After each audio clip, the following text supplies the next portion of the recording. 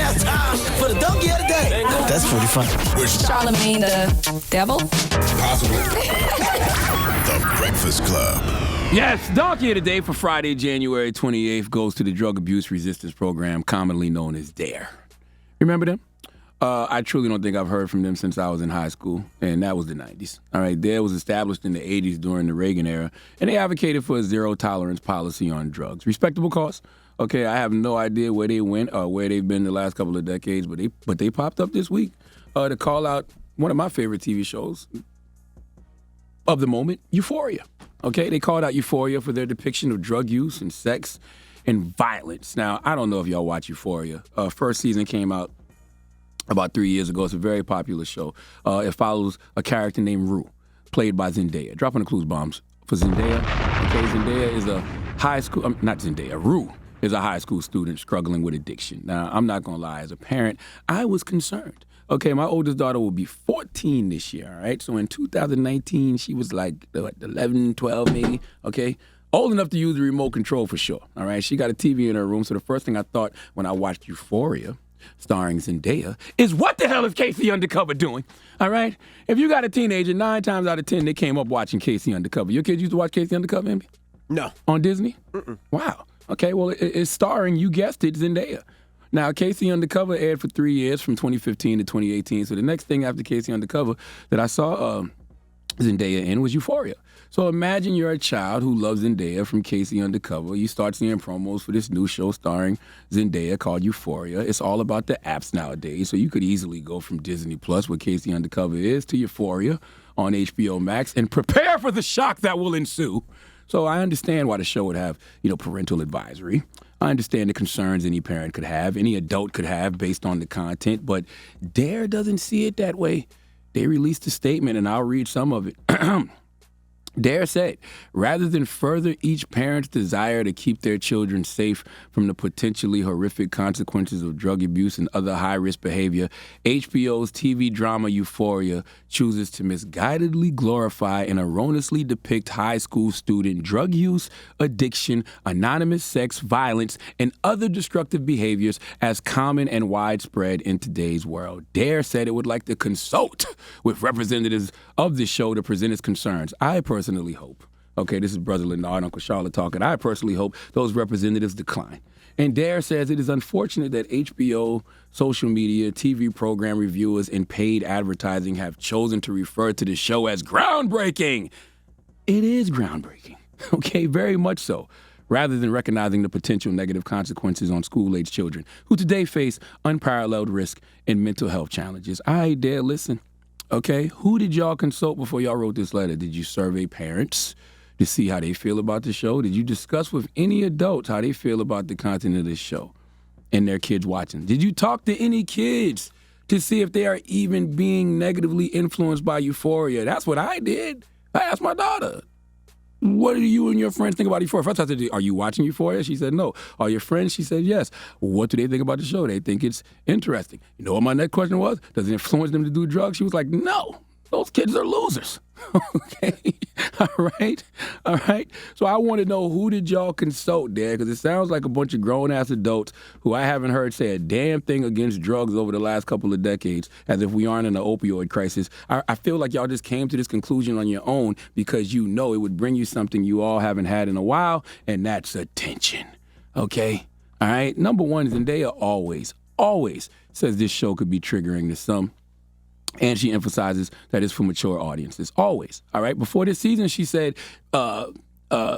maybe even more so than the last, this show is deeply emotional and deals with subject matter that can be triggering and difficult to watch. And she also added that viewers should only watch if you feel comfortable. So there's a warning. Now it's up to you to make a choice as a viewer. Now, let's talk about D.A.R.E. saying Euphoria glorifies drug use, addiction, anonymous sex, and violence. I am hip-hop.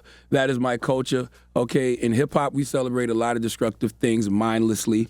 Okay, literally with no thought, just because it sounds good over a beat. If D.A.R.E came and wrote some letters about some hip-hop songs over the years, literally this same statement, I probably wouldn't say anything depending on who the artist is. Now, who the artist is very important because there's a lot of rappers who tell you the consequences of their actions. That's why I love Jay-Z. That's why I love Scarface. That's why I love Ghostface. That's why I love Nas, Killer Mike, T.I. These brothers throughout the years have shown you both sides. Yes, they talk about the streets and the drug game and things that they may have done in the street, but they also tell you the consequences of your actions if you are in the street. They explain to you that these things lead to jail, death, families being ruined, that the streets can lead you to depression, paranoia. They don't make it look sweet at all. Okay, and not just those brothers.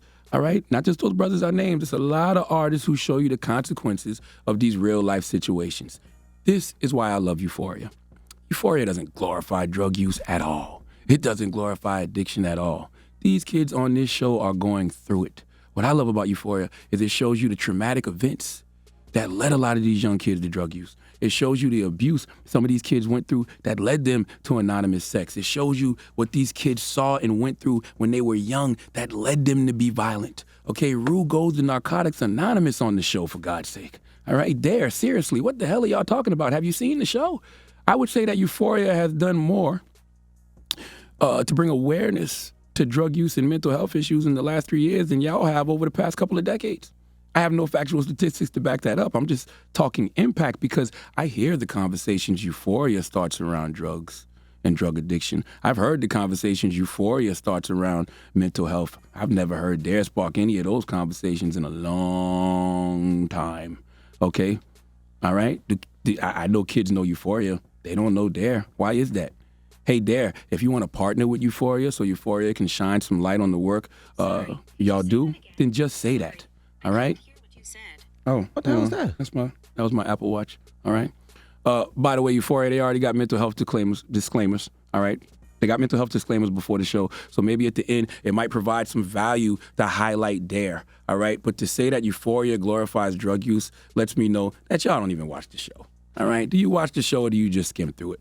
Art reflects life, and this show, Euphoria, reflects the harsh realities of life. But more importantly, it shows how people got to be who they are.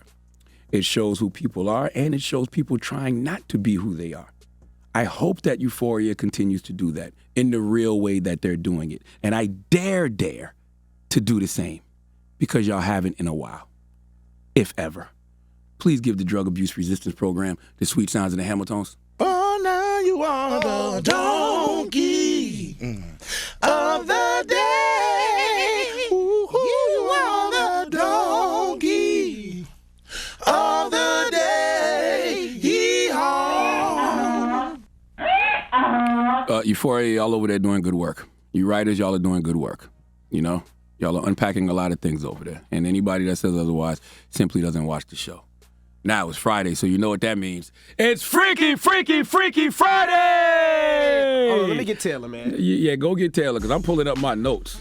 And the reason I'm pulling up my notes is because yesterday I had to type in something that I heard DJ Envy say. I had to type in something that I heard Rashawn Casey say. Rashawn Casey, DJ Envy, Logan's daddy, was expressing... No, you hush, okay? I guess he was having a vulnerable moment with us yesterday, you know what I'm saying? It was me, talking to my brother. and it was me, and it was Wax, and it was, Taylor, and we was talking to my downstairs, brothers. and I could tell something was on his mind. And I'm just going to It simply... wasn't in my mind. I'm going to simply tell you what Envy said to us. No. Envy said, No. I went Taylor, to... No. Envy said... Okay, just confirm if I'm lying, Taylor. Okay. Stop me when I'm not telling the truth, all right? Envy said he went to get a massage, right? Mm-hmm. He said... I went and got a couple's massage with couple's my wife. massage with his wife, right? Which also doesn't make sense, but... He said he went to get a couple's massage with his wife. He said the masseuse, one of the masseuses, was a man. Mm-hmm. A big black dude with dreads. That's what he said, right? Yes. Next words that came out of his mouth. He said to us, with no context, I was just hoping my penis didn't get hard. He didn't say penis, though. Interesting. You have to say erect. Oh, erect. Oh, I'm Yes. sorry. I can't. Hold on. Okay. Oh, had to bleep that. Hold on. Let me bring it back. Okay. So, Envy went to get a couple's massage with his wife, right, Taylor? Yes. It wasn't a He couple's said- massage. It was a You just massage. said You What just we said it was a want? couple's massage. They Shut up! teach- You're lying already. Hush your noise. Let me tell the story. They teach you how to no, give a hush. massage. Whatever. There was a masseuse there. He said Right. it was a black man, a big black man with dreads. Envy said was to Diesel, us, too, Diesel. He said to us, and I quote, with no context, "I was just hoping my penis did not get erect." He didn't. He said D and Yes. all that other stuff. But that's what I'm saying this in the radio way.